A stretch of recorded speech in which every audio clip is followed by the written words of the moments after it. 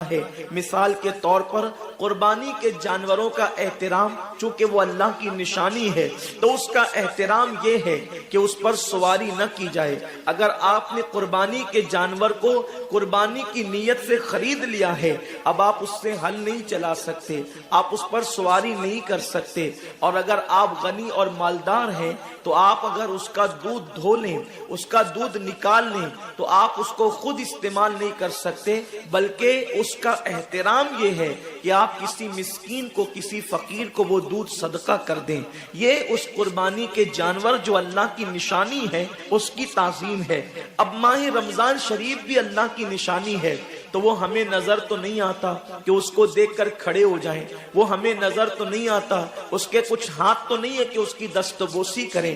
تو ماہ رمضان شریف جو اللہ کی نشانی ہے اس کا احترام کیا ہے، اس کی تعظیم کیا ہے؟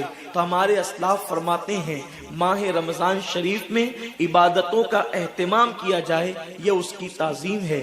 گناہوں کو چھوڑ دیا جائے، یہ اس کا احترام ہے۔ میرے آقا مصطفیٰ جان رحمت صلی اللہ تعالی علیہ وسلم جب بھی ماہ رمضان المبارک قریب آتا تو میرے سرکار اپنے صحابہ کو عبادت کا شوق دلانے کے لیے، اپنے صحابہ کو عبادت کا ذوق دلانے کے لیے، اپنے صحابہ کے دل میں عبادت کا جذبہ پیدا کرنے کے لیے آقائے کریم رؤوف الرحیم صلی اللہ تعالی علیہ وسلم ان کے درمیان رمضان المبارک کی برکتیں بیان کرتے، رمضان شریف کی فضیلتیں بیان کرتے، رمضان المبارک کی اہمیت بیان کرتے۔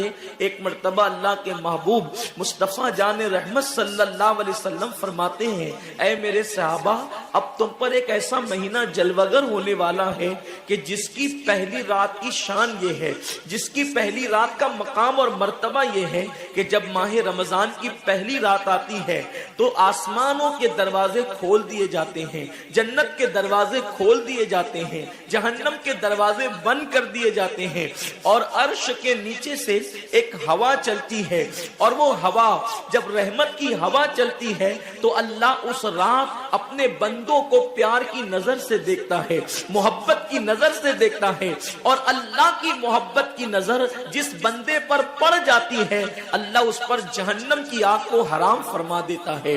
میرے آقا صلی اللہ علیہ وسلم کے دیوانوں، وہ مہینہ آنے والا ہے، وہ رات آنے والی ہے، وہ شب آنے والی ہے جس رات اللہ اپنے بندوں کو محبت کی نظر سے دیکھے گا، پیار کی نظر سے دیکھے گا، الفت کی نظر سے دیکھے گا۔ میرے پیارے آقا صلی اللہ علیہ وسلم کے پیارے دیوانوں، آپ اندازہ کریں کتنا وہ مقدس بندہ ہے، وہ بندہ مقدر کا سکندر ہے جس کے وجود پر میرے اللہ کی نگاہ رحمت پڑ جائے، میرے کریم کی نگاہ رحمت پڑ جائے۔ ہم کس کس کی نگاہ کے طالب ہوتے ہیں، ہم کس کس کی توجہ کے طالب ہوتے ہیں؟ ہم سوچتے ہیں کہ پیر صاحب کی نگاہ پڑ جائے گی تو میرا بیڑا پار ہو جائے گا۔ یقیناً پیر صاحب کی نظر بڑی قیمتی ہے، دیوان شاہ بابا کی نظر پڑ جائے گی تو میری تقدیر بدل جائے گی۔ یقیناً اللہ کا ولی بڑی شان والا ہے، غوث پاک کی نظر پڑ جائے گی تو میرا بیڑا پار ہو جائے گا۔ اندازہ تو کریں جس پر اللہ کی نگاہ رحمت پڑ جائے،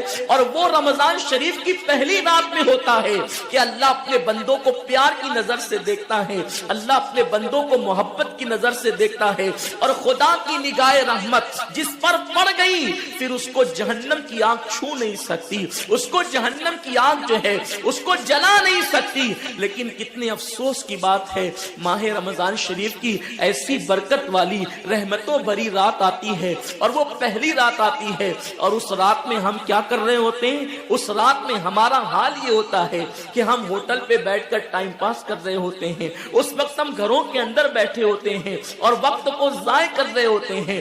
اور اب تو حال یہ ہو گیا ہے کہ ساری چیزوں سے تعلق توڑ کر ہم نے سارے رشتے اپنے موبائل سے جوڑ لیے ہیں۔ اس وقت ہمارا سب سے قریبی رشتہ دار اگر کوئی ہے تو وہ اپنا موبائل ہے۔ یہ ہنسنے کی بات نہیں ہے، یہ بہت نقصان کی بات ہے۔ اس قدر قریبی رشتہ، ماں باپ سے بھی زیادہ قریبی رشتہ موبائل سے، باپ سے بھی قریبی رشتہ موبائل سے، بیوی سے بھی زیادہ قریبی رشتہ موبائل سے۔ آپ کہیں گے اتنا قریبی رشتے کی آپ بات کرتے ہیں؟ ہم کہتے ہیں جو جتنا قریبی رشتہ دار ہوتا ہے اس پر توجہ اتنی زیادہ ہوتی ہے۔ اس سے پیار اتنا زیادہ ہوتا ہے، اس کی طرف توجہ اتنی زیادہ ہوتی ہے، اس سے لگن اتنا زیادہ ہوتا ہے۔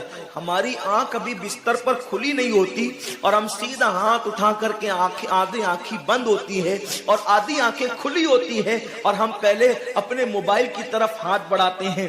کسی کا میسج تو نہیں آیا؟ میرے پیارے آقا صلی اللہ علیہ وسلم کے پیارے دیوانوں، امی کے پاس بیٹھے ہیں پھر بھی موبائل، بیوی کے پاس بیٹھے ہیں پھر بھی موبائل، والد کے پاس بیٹھے ہیں پھر بھی موبائل۔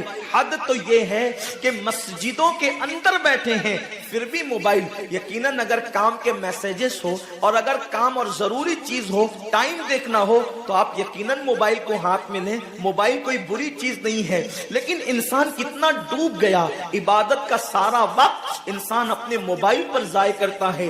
وقت کی قلت، انسان بار بار شکایت کرتا ہے، وقت کی قلت دامنگیر ہے، ٹائم میرے پاس نہیں ہے، وقت میرے پاس نہیں ہے، میں بہت مصروف ہو گیا ہوں، میں بہت بزی ہو گیا ہوں۔ لیکن اس کو دیکھو کہ رات کے 2-2 3-3 بجے تک کے آن لائن رہتا ہے، بلا ضرورت ہے تو کوئی بات نہیں، بلا ضرورت۔ میرے آقا صلی اللہ علیہ وسلم کے دیوانوں، موت کی تلوار ہمارے سروں پہ لٹک رہی ہے اور ہمیں جلد سے جلد موت کی تیاری کرنا ہے۔ صوفیہ فرماتے ہیں جیسے سورج غروب ہونے والا ہوتا ہے تو کسان نظر سورج پر رکھتا ہے اور جلدی جلدی کام نپٹانے کی کوشش کرتا ہے۔ اس کو یاد ہے یہ بات، اس کے ذہن میں یہ بات کہ آج کا سورج غروب ہونے سے پہلے میں نے اپنے کام کو مکمل کر دینا ہے تاکہ کل کا سورج طلوع ہونے کے بعد میں نے پھر بیج بو کر کے آگے کا کام کرنا ہے۔ میرے آقا صلی اللہ علیہ وسلم کے دیوانوں، وہ کسان اگر یہ سورج غروب ہوتے ہوتے مر گیا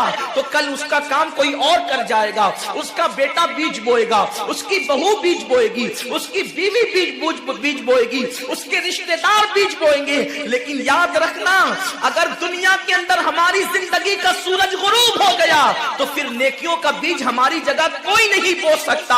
اللہ رب العزت نے کبھی ماہ رمضان کی شکل میں، کبھی شب برات کی شکل میں، کبھی شب قدر کی شکل میں، کبھی اللہ اکبر ماہ شعبان کی شکل میں، کبھی لیلۃ البراء کی شکل میں، کبھی شب معراج کی شکل میں، کبھی لیلۃ الجمعہ کی شکل میں یہ حسین قیمتی لمحات ہمیں اس لیے عطا فرمائے ہیں کہ میرے بندے، اگر تو گناہوں کے اندر ڈوب گیا ہے، یہ مخصوص راتیں تجھے دے رہا ہوں، مخصوص دن تجھے دے رہا ہوں، ان راتوں میں میری عبادت کر لے، ان دنوں میں میری عبادت کر کے مجھے راضی کر لے تاکہ میں تیری مغفرت کر دوں۔ اور پھر رمضان شریف کی تو بات ہی جدا ہے۔ ماہ رمضان تمام مہینوں کا سردار ہے۔ میرے آقا مصطفیٰ کریم رؤوف الرحیم صلی اللہ علیہ وسلم فرماتے ہیں ماہ رمضان کو سارے مہینوں پر ایسی فضیلت ہے جیسے مجھ محمد کو تمام مخلوق پر فضیلت حاصل ہے۔ میرے آقا فرماتے ہیں ماہ رمضان شریف میں اگر تم ایک نیکی کرتے ہو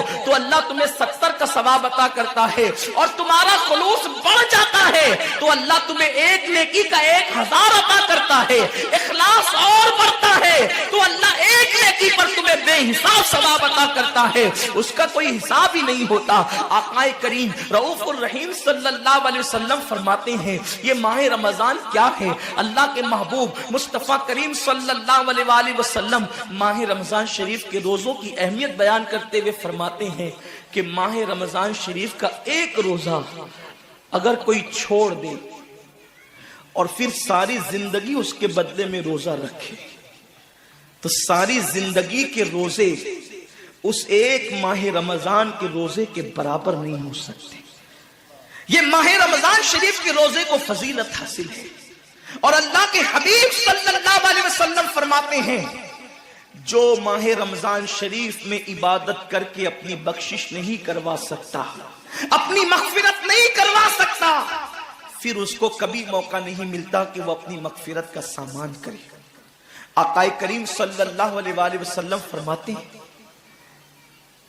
کہ سال بھر تک ماہ رمضان شریف کے لیے جنت کو آراستہ کیا جاتا ہے، جنت کو سجایا جاتا ہے، جنت کو سنوارا جاتا ہے، اور آقا کریم صلی اللہ علیہ وسلم فرماتے ہیں بڑی بڑی آنکھ والی حوریں اللہ کی بارگاہ میں عرض کرتی ہے میرے کریم ہمیں ان کی دلہن بنانا جو ماہ رمضان شریف میں تیری عبادت کرتے، ہمیں ان کے نکاح میں دینا जो माह रमजान शरीफ की रातों को जग करके तुझे मनाने की कोशिश करते हैं। आकाए करीम सल्लल्लाहु अलैहि वसल्लम फरमाते हैं, अगर कोई बंदा माह रमजान में जिना से बचे, शराब से बचे, झूठ से बचे, किसी को तोहमत लगाने से बचे और माह रमजान शरीफ का एहतराम करते हुए गुनाहों से बचे, तो अल्लाह तबारक व ताला हर रात के बदले, रमजान शरीफ की हर रात के बदले 100 हूरों के साथ उसका निकाह फरमाएगा। यानी 30 रातें हैं तो 30 हूरों के साथ उसका निकाह होगा। और आकाए करीम सल्लल्लाहु अलैहि वसल्लम फरमाते हैं, माह रमजान शरीफ का एहतराम जो करे और एहतराम माह रमजान में जो लगवियात और खुराफात को तर्क कर दे, जो गुनाहों को छोड़ दे, जिना को, शराब को, झूठ को, बोहतान तराशी को छोड़ दे, आका फरमाते हैं उस रमजान शरीफ का एहतराम करने वाले के लिए अल्लाह ने जन्नत में एक ऐसा महल बनाया है। उस महल का हाल ये है कि दुनिया के सारे अव्वलीन और आखिरीन, यानी आदम से लेकर आखिरी आने वाले तक, इंसान तक, अगर सारे उस महल के अंदर दाखिल हो जाए तो भी उस महल की इतनी ही जगह वो लेंगे जितनी की बकरे की रान आप किसी मकान के अंदर रखते हैं। तो बकरे की रान कितनी जगह घेरती है, बस तमाम अव्वलीन और आखिरीन उस महल के अंदर इतनी ही जगह घेरेंगे। यानी वो महल इतना बड़ा अल्लाह ने बनाया है और वो महल सिर्फ उनके लिए है जो माह रमजान के एहतराम में गुनाहों को तर्क कर देते हैं, गुनाहों को छोड़ देते हैं। मेरे आका सल्लल्लाहु अलैहि वसल्लम के प्यारे दीवानों, लेकिन अफसोस हम और दिनों की तरह माह रमजान शरीफ की रातों को जाय कर देते। ताजिरों का सीजन आता है तो ताजिर पहले से तैयारी करते हैं कि इस सीजन के अंदर मैंने मालदार बनना है, इतना माल मैंने कमाना है कि फिर मैंने सारे साल घर में बैठ करके खाना है। टेलर लोग तैयारी करते हैं, ईद के मौके पे इतनी मेहनत करेंगे रात दिन कि साल भर अगर कोई कस्टमर ना भी आए तो वो घर बैठ के आराम से खा सके। कपड़े वाले सोचते हैं कि सीजन आएगा, जो भी सीजन उनका आता है, इतना कमाएंगे कि साल भर बैठ के खाएंगे। लोगों, जैसे कपड़ों का सीजन आता है, टेलरों का सीजन आता है, फलों का सीजन आता है, एक सीजन नेकियों का भी आता है, एक सीजन मगफिरत का भी आता है, एक सीजन जन्नती बनने का भी आता है, एक सीजन अल्लाह को राजी करने का भी आता है। अरे ये क्या कम है।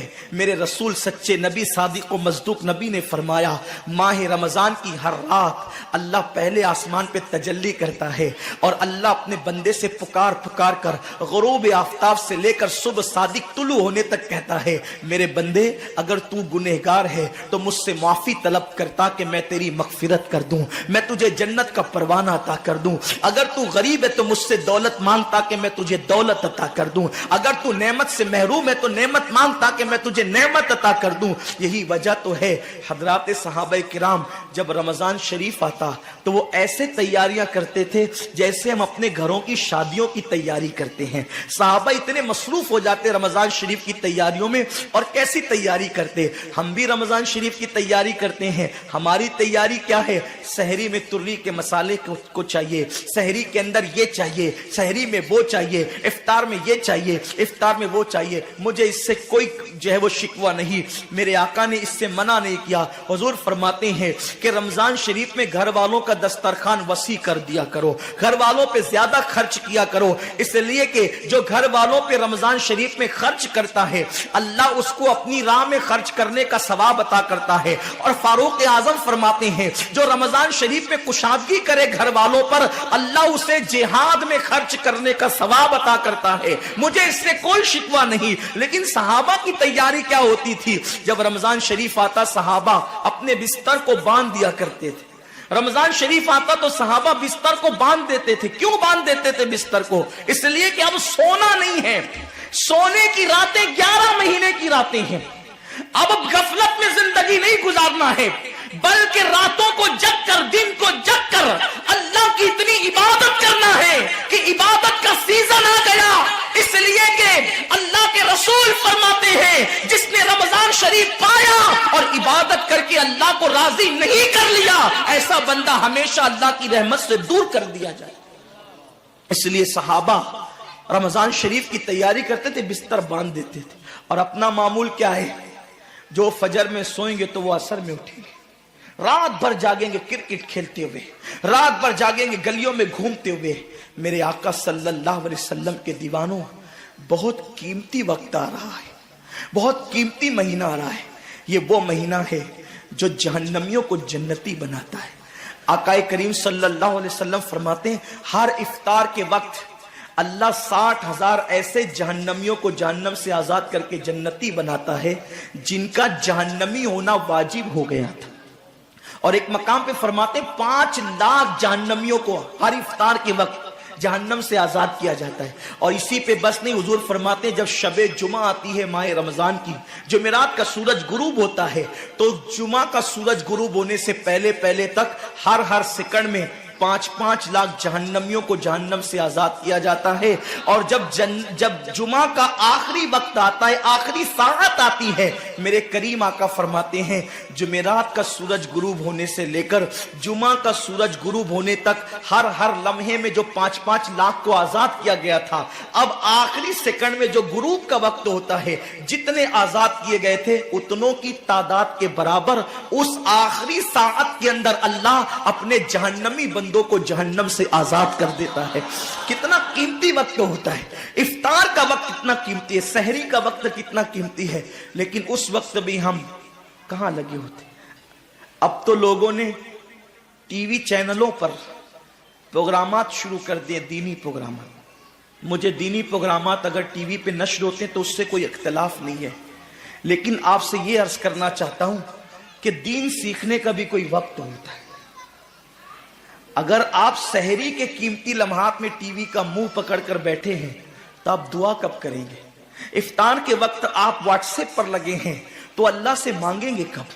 सारी जिंदगी सिसकियां ले रहे हो, सारी जिंदगी तड़प रहे हो, और जब मांगने का वक्त आता है, मुसीबतों से निजात तलब करने का वक्त आता है, हम कहां टाइम जाया करते। हजरत सैयदा उम्मे हानी रदी अल्लाह ताला अन्हा फरमाती हैं कि मैंने अपने करीम आका सल्लल्लाहु अलैहि वसल्लम से सुना, अल्लाह के रसूल सल्लल्लाहु अलैहि वसल्लम ने फरमाया, उस वक्त तक मेरी उम्मत जलील नहीं होगी, उस वक्त तक मेरी उम्मत रुस्वा नहीं होगी जब तक वो माह रमजान का एहतराम करती रहेगी। जब तक उम्मते मोहम्मदिया माह रमजान का एहतराम करेगी, उन्हें दुनिया की कोई ताकत जलील और रुस्वा नहीं कर सकेगी। और जब मेरी उम्मत माह रमजान शरीफ के एहतराम को, ताजीम को तर्क कर देगी, उस वक्त मेरी उम्मत जलील और रुस्वा कर दी जाएगी। आज लोग सीरिया की तबाही पर मातम कर रहे हैं, आज लोग यमन की घरों को आग में जलने के हवाले से बेकरारी का इजहार कर रहे हैं, आज लोग हिंदुस्तान में मुसलमानों का हाले जार देखकर अफसोस कर रहे हैं। बड़े बड़े स्कॉलर मुफक्किराना तकरीर करते हैं, उम्मत का हाल क्या है, उम्मत का हाल क्या है, उम्मत जलील क्यों हो रही है, उम्मत रुस्वा क्यों हो रही है। लेकिन आज किसी कौम की बेटी की अगर आबरू को लूट करके उम्मत को जलील करने की कोशिश की जा रही है, अगर तुम्हारे घरों को जलाकर तुम्हें बेघर करने की कोशिश की जा रही है, अगर तुम्हें तबाही के दहाने पर पहुंचाने की कोशिश की जा रही है, अगर तुम्हें गुर्बत की सतह से नीचे गिराकर तुम्हारे ईमान को छीनने की कोशिश की जा रही है, तो कब तक दूसरों पर उंगली उठाते रहोगे? मेरी कौम के जवानों, अल्लाह के हबीब ने आज से 1450 साल पहले तुम्हारी जिल्लत और रुस्वाई का सबब बयान किया। इकबाल रोना रोते हैं, वाए नाकामी मताए कारवां जाता रहा, कारवां के दिल से एहसासे जिया जाता रहा। माह रमजान में शराब के अड्डों को आबाद करने वाले, माह रमजान में जिना के अड्डों को आबाद करने वाले, माह रमजान में छुप छुप कर खाने वाले, माह रमजान में अल्लाह अकबर अपने हाथों की उंगलियों से इंटरनेट के जो वो बटन को छेड़ करके जिना के मनाजिर देखने वाले, अपने माँ बाप का दिल दुखाने वाले, लोगों पे जुल्म करने वाले, नमाज के औकात में बिस्तर की पे सुकून की नींद सोने वाले, दिल खोलकर, कान खोलकर अपने ईमान के कानों से, अपनी गैरत के कानों से, अपने दिल के कानों से मेरे नबी की इस हदीस को सुन लो। अल्लाह اللہ کے حبیب صلی اللہ علیہ وسلم فرماتے ہیں میری امت کو اس وقت تک کوئی رسوا نہیں کر سکے گا، میری امت کو اس وقت تک کوئی ذلیل نہیں کر سکے گا جب تک امت ماہ رمضان شریف کا احترام کرتی رہے گی۔ حضرت ام ہانی نے پوچھا یا رسول اللہ ماہ رمضان شریف کا احترام کرنا کیا ہے اور رمضان شریف کا حق ضائع کرنا کیا ہے؟ آقا فرماتے ہیں جو رمضان شریف میں بھی کبیرہ گناہوں میں مبتلا ہوتے ہیں وہ رمضان شریف کے حق کو ضائع کرتے